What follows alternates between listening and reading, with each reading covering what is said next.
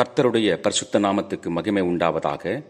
ஆண்டவரும் இரட்சகருமாகிய இயேசு கிறிஸ்துவின் நாமத்தினாலே இந்த செப்டம்பர் மாதம் 1ஆம் தேதியிலே உங்களை வாழ்த்தி ஆசீர்வதிக்கிறேன். இந்த புதிய மாதத்தை கர்த்தர் கொடுத்ததற்காக அவருக்கு ஸ்தோத்திரம். இந்த மாதம் முழுக்க கர்த்தர் நம்மை நடத்துவாராக. இந்த மாதத்தின் 1ஆம் தேதியிலே கர்த்தர் நமக்கு கொடுக்கிற வாக்குத்தத்தம் யாத்ராகமத்தின் புஸ்தகம் 14வது அதிகாரம் 14வது வசனம். கர்த்தர் தம்முடைய ஊழியக்காரனை கொண்டு சொல்லுகிறார், கர்த்தர் உங்களுக்காக யுத்தம் பண்ணுவார், நீங்கள் சும்மா இருப்பீர்கள் என்று. அருமையான தேவ பிள்ளைகளே, இந்த வார்த்தையை முன்னிட்டு இந்த காலை வேளையில, இந்த நாளில, இந்த மாதத்தின் 1ஆம் தேதியில கர்த்தர் நமக்கு இந்த மாதத்துக்கென்று கொடுக்கிற வாக்குத்தத்தம், உங்களுக்காக கர்த்தர் யுத்தம் பண்ணுவார் என்று. உங்களுக்காக கர்த்தர் யுத்தம் பண்ணுவார், நீங்கள் சும்மா இருந்தால் போதும். அதாவது நீங்களும் கிரியை செய்ய வேண்டிய அவசியமில்லை. நீங்கள் கர்த்தருக்காக காத்திருந்தால் போதும், கர்த்தர் உங்களுக்காக யுத்தம் பண்ணுவார். அருமையான தேவ பிள்ளைகளே, எந்த சூழ்நிலையில இப்படிப்பட்ட ஒரு வாக்குத்தத்தத்தை கர்த்தர் தம்முடைய ஊழியக்காரனாகிய மோசேயை கொண்டு இஸ்ரவேல் ஜனங்களுக்கு கொடுத்தார் என்பதை நாம் சற்று நிதானித்து பார்க்கும் பொழுது, ஆராய்ந்து பார்க்கும் பொழுது ஒரு காரியத்தை கவனித்துக் கொள்ளலாம். இது அவர்கள் எகிப்து தேசத்திலே அடிமைகளாய் இருந்த பொழுது கொடுக்கப்பட்ட வாக்குத்தத்தம் அல்ல, எகிப்திலிருந்து விடுதலையாக்கப்பட்டு வெளியே வந்த பிறகு கொடுக்கப்பட்ட வாக்குத்தத்தம். அருமையான தேவ பிள்ளைகளை, நம்முடைய வாழ்க்கையில கூட, உங்களுடைய வாழ்க்கையில கூட சில வேளைகளில் இப்படிப்பட்ட கேள்விகள் நமக்கு எழலாம். நான் தான் ரட்சிக்கப்பட்டிருக்கிறேனே, நான் பழைய வாழ்க்கையில இல்லையே, நான் ஆண்டவரை நம்பி வந்திருக்கிறேனே, நான் ஆண்டவரை தானே சேவிக்கிறேன், ஆண்டவரை தானே வணங்குகிறேன், ஆண்டவரை தானே ஆராதிக்கிறேன், ஆண்டவரை தேடுகிறேனே, ஜெபிக்கிறேன். என்னுடைய வாழ்க்கையில, மீட்கப்பட்டு என்னுடைய வாழ்க்கையில ஏன் இந்த சாபக்கட்டு? மீட்கப்பட்ட ரட்சிக்கப்பட்ட என்னுடைய வாழ்க்கையில ஏன் இந்த மாந்திரிகத்தோடு போராட்டம்? மீட்கப்பட்ட ரட்சிக்கப்பட்டிருக்கிற என்னுடைய வாழ்க்கையில ஏன் இந்த குடும்ப பிரச்சனை? ஏன் இந்த கடன் பிரச்சனை? நான் கர்த்தரை நம்பியிருக்கிறேன், கர்த்தருடைய பிள்ளை ஆயிற்றே நான். இப்படிப்பட்ட கேள்விகள் நம்முடைய இருதயத்திலும் கூட எழ ஆரம்பிக்கலாம். அநேக வேளைகளில் நம்முடைய வாயிலையும் வருவது உண்டு. என்னடா வாழ்க்கை இது? ஆண்டவரை நம்பி இருக்கிறேன், ஆண்டவரை தானே நம்பி இருக்கிறேன், ஆண்டவருடைய பிள்ளையா இருக்கிறேன், ஆனாலும் என்னுடைய வாழ்க்கையில பிரச்சனை தொடர்ந்து போராடி கொண்டிருக்கிறது. அருமையான தேவ பிள்ளைகளே, நம்முடைய வாழ்க்கையில எதை ஆபத்தாக பார்க்கிறோமோ, எதை நெருக்கடியாக பார்க்கிறோமோ, எதை பிரச்சனையாக பார்க்கிறோமோ, எதை போராட்டமாக பார்க்கிறோமோ, அதை தேவன் தம்முடைய வல்லமையை வெளிப்படுத்துவதற்கு வாய்ப்பாக பார்க்கிறார். Every problem we face is an opportunity for God to reveal His power. தேவன் தம்முடைய வல்லமையை வெளிப்படுத்துவதற்கு இது ஒரு நல்ல வாய்ப்பு. அந்த வாய்ப்பாக பார்க்கிறார். இஸ்ரவேல் ஜனங்கள் எகிப்திலிருந்து விடுதலையாக்கப்பட்டு விட்டார்கள். விடுதலையாக்கப்பட்டு அவர்களுக்கு வாக்கு பண்ணப்பட்ட தேசத்தை நோக்கி போய் கொண்டிருக்கிறார்கள். வாக்கு தத்தத்தை நோக்கி முன்னேறி கொண்டிருக்கிறார்கள். முன்னேறி கொண்டிருக்கிற வேலையில தான் எவர்களால பிடிக்கப்பட்டிருந்தார்களோ அவர்கள் தொடர்ந்து வருகிறத இவங்க காதில சத்தத்தை கேட்கிறார்கள். அந்த பார்வோன் சேனை தொடர்ந்து வருகிறது. அங்கிருந்து விடுதலையாக்கப்பட்ட பிறகு கூட இவர்களை அழிக்க வேண்டும் என்று தொடர்ந்து வருகிறார்கள். அதே சமயத்தில் அவங்க சூழ்நிலையை பார்க்க போனா, முன்னேறி போக வேண்டிய வாழ்க்கையில திடீரென்று ஒரு பெரிய தடையை அவர்கள் பார்க்கிறார்கள். செங்கடல் முன்பாக இருக்கிறது. செங்கடல் முன்பாக இருக்கிறது. பின்பாக பார்வோனின் சேனை துரத்தி வருகிறது. சில வேளைகளில் நம்முடைய வாழ்க்கையில கூட முன்னும் பின்னுமாக இப்படி அடைக்கப்பட்ட நிலைமையை நம்ம வாழ்க்கையில அனுபவிக்க தான் செய்கிறோம். முன்னாடியும் போக முடியல, பின்பாகவும் போக விருப்பம் இல்லை. பழைய வாழ்க்கைக்கு போக, பழைய விக்கிரக ஆராதனைக்கு போக, பழைய பாவ வாழ்க்கைக்கு போக விருப்பமும் இல்லை. அதே சமயத்தில் நான் முன்னேறி போவதற்கு எனக்கு வழியும் திறக்கலையே, ஒரு தடையை பார்த்து கொண்டிருக்க, எனக்கு முன்பாக இப்படி ஒரு தடை இருக்கிறதே, இதை எப்படி நான் மேற்கொண்டு முன்னேறி செல்ல போகிறேன் என்று யோசித்துக் கொண்டு, அருமையான தேவ பிள்ளைகளை, இந்த வேளையில கர்த்தர் உங்களிடத்தில் எதிர்பார்ப்பது சும்மா இருக்க வேண்டும் என்று. அப்படின்னா என்ன அர்த்தம்? உலக பிரகாரமான வார்த்தை இல்லைங்க. பி ஸ்டில் என்ற வேதத்தில் எழுதப்பட்டிருக்கு. B still, you only have to be still. அப்படின்னா ஒரு 3 காரியத்தை சொல்லி நான் முடிக்க விரும்புகிறேன். முதல் காரியம், இப்படிப்பட்ட நெருக்கடியான சூழ்நிலையில, ரட்சிக்கப்பட்ட பிறகு வாழ்க்கையில தடைகளை சந்தித்துக் கொண்டிருக்கிறீங்களா? எதிரிகளால் துரத்தப்பட்டு கொண்டிருக்கிறீங்களா? இப்படிப்பட்ட இக்கட்டான சூழ்நிலையில, நெருக்கடியில சிக்கி தவித்துக் கொண்டிருக்கிற ஒரு எலி எப்படி பொறியில அகப்பட்டு வெளியேற முடியாமல் சிக்கி கொண்டிருக்கிறதோ, அப்படிப்பட்ட நிலைமையில நீங்க இருந்தா உங்களிடத்துல கர்த்தர் எதிர்பார்ப்பது முதலாவது, you have to be still. அதாவது நீங்கள் கர்த்தர் கொடுத்த வாக்குத்தத்தத்தை விசுவாசிக்க வேண்டும். கர்த்தர் கொடுத்த வாக்குத்தத்தத்தை நீங்கள் விசுவாசித்து வாய் திறந்து அறிக்கை செய்ய வேண்டும். சூழ்நிலை எப்படி இருந்தாலும் சரி, அந்த சூழ்நிலையையே பேசிக் கொண்டிருக்காம, ஐயோ என்னோட வாழ்க்கையில பிரச்சனை, என்னோட வாழ்க்கையில போராட்டம், என்னோட வாழ்க்கையில இந்த மாதிரியான கொடுமை, என் வாழ்க்கையில் இப்படிப்பட்ட நெருக்கடி, என் வாழ்க்கையில் நான் முன்னேற முடியல, என்னோட வாழ்க்கையில தொடர்ந்து தடைகள், இப்படிப்பட்ட நாம் எதை பார்க்கிறோமோ, எதை அனுபவிக்கிறோமோ, எதையே பேசிக் கொண்டிருக்கிறாம, கர்த்தர் என் பட்சத்தில் இருக்கிறார், கர்த்தர் எனக்கு ஆதரவா இருக்கிறார், கர்த்தர் என் சார்பில் இருக்கிறார், கர்த்தர் எனக்கு தகப்பனா இருக்கிறார், கர்த்தர் எனக்கு மேய்ப்பரா இருக்கிறார், நான் தாழ்ச்சி அடைய போவது இல்லை, நான் குறைவுபட்டு போக மாட்டேன், நான் வெற்றி அடைவேன், நான் தோல்வி அடைய மாட்டேன், நான் விழுந்து போக மாட்டேன், கர்த்தர் என் மேய்ப்பரா இருக்கிறார், நான் தாழ்ச்சி அடைய அவர் விடவே மாட்டார், நன்மையும் கிருபையும் என்னை தொடரும், நான் கர்த்தருடைய பிள்ளையா இருக்கிறேன், கர்த்தர் எனக்காக யாவையும் செய்து முடிப்பார், கர்த்தர் என் சூழ்நிலையை மாற்றுவார், கர்த்தர் எனக்கு முன்பாக கடந்து செல்வார், கர்த்தர் தடைகளை உடைப்பார், கர்த்தர் கோணலானவைகளை செவ்வையாக்குவார் என்று நீங்கள் எதை விசுவாசிக்கிறீர்களோ அதை பேச வேண்டும் என்று கர்த்தர் விரும்புகிறார். இது உங்களுடைய வாழ்க்கையில கர்த்தர் எதிர்பார்க்கிற முதல் பகுதி. அதாவது விசுவாசிக்கணும், பேசணும். இந்த சூழ்நிலையில, இந்த கடினமான சூழ்நிலையில தேவனுடைய ஆவியை கொண்டு, தேவனுடைய ஆவியானவரை கொண்டு உங்களுக்கு கொடுக்கப்படுகிற ஆலோசனை, முதலாவது ஆலோசனை, இந்த கடினமான சூழ்நிலையில, நெருக்கடியான சூழ்நிலையில கர்த்தர் உங்களிடத்தில் எதிர்பார்ப்பது விசுவாசியுங்க, வாக்குத்தத்தங்களை விசுவாசியுங்க, கர்த்தர் உங்களுக்கு கொடுத்த வாக்குத்தத்தங்களை விசுவாசிங்க. சூழ்நிலையை பேசாதீங்க. சூழ்நிலையை பார்க்கிறீங்க உண்மைதான், ஆனா சூழ்நிலையை பார்த்து பேசாதீங்க.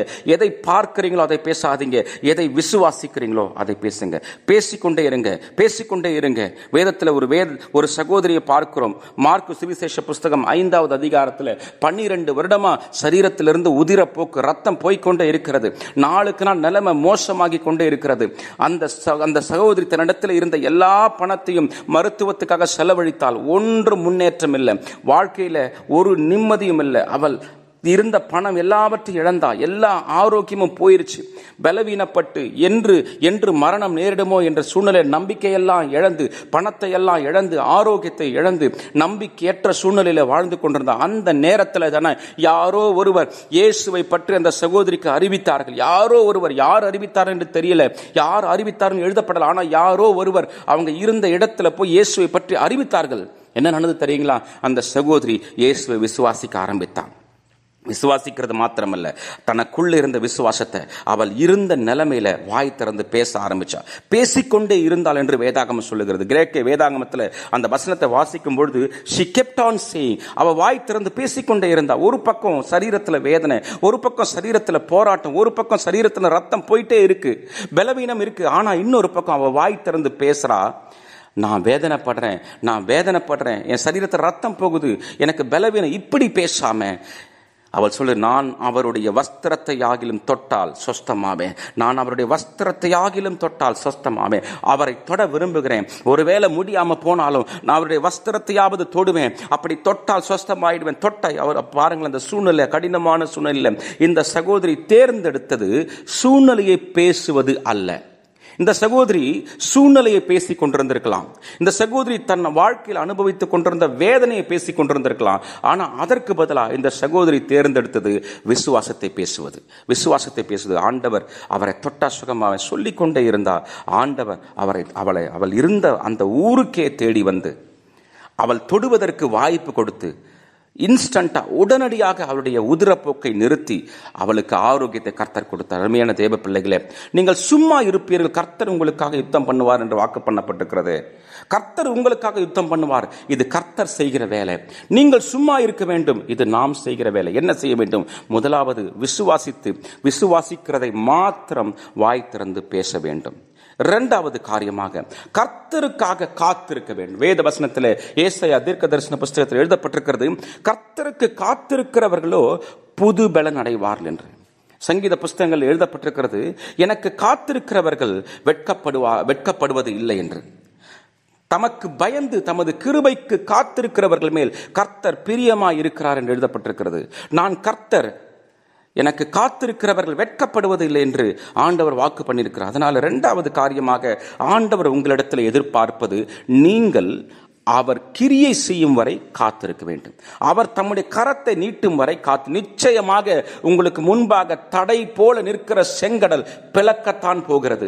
உங்களுக்கு முன்பாக இருக்கிற தடையை கர்த்தர் உடைக்கத்தான் போகிறார். உங்களுக்கு முன்பாக இருக்கிற அந்த தடையை, நீங்க பார்க்கிற தடையை, நீங்க எதை பார்த்து ஆச்சரியப்பட்டு பயந்து வியந்து போய் கொண்டிருக்கிறீங்களோ, இது எப்பொழுது என் வாழ்க்கை விட்டு விலகி போகுமோ, இது எப்பொழுது எனக்கு முன்பாக இருந்து அகன்று போகுமோ என்று எதை பார்த்து பயந்து கொண்டிருக்கிறீங்களோ, கர்த்தர் தம்முடைய கோலை நீட்டுவார். கர்த்தர் தம்முடைய வார்த்தை அனுப்புவார். கர்த்தர் தம்முடைய வல்லமை அனுப்பி அந்த தடையை உடைக்கத்தான் போகிறார். எந்த தடையை நீங்க பார்த்தீங்களோ அந்த தடையின் மேல கால் வைத்து மிதித்து முன்னேறி செல்லதான் போகிறீர்கள். இயேசுவின் நாமத்தினால் இதை அறிவிக்கிறேன். அதே சமயத்தில் தடையை உடைத்து வழியை திறப்பது மாத்திரமல்ல, உங்களுக்கு விரோதமாய் எழும்பினவர்களை கர்த்தர் நிர்மூலமாக்க போகிறார். உங்களுக்கு விரோதமாய் எழும்பின சத்ரு மனுஷர்கள் அல்ல, நம்முடைய சத்ரு. மனுஷர்கள் மூலமாய் கிரியை செய்கிற சத்ருவை கர்த்தர் கலங்கடித்து, மனுஷர்கள் மூலமாய் கிரியை செய்கிற சத்ருவை கர்த்தர் நிர்மூலமாக்கி, மனுஷர்கள் மூலமாய் கிரியை செய்கிற அந்த பிசாசின் ஆவிகளை கர்த்தர் அதம் பண்ணி நமக்கு கர்த்தர் வழியை திறக்கத்தான் போகிறார். ஒரே சமயத்தில் அற்புதம் நடக்க போகிறது. 2 அற்புதங்கள் நடக்க போகிறது.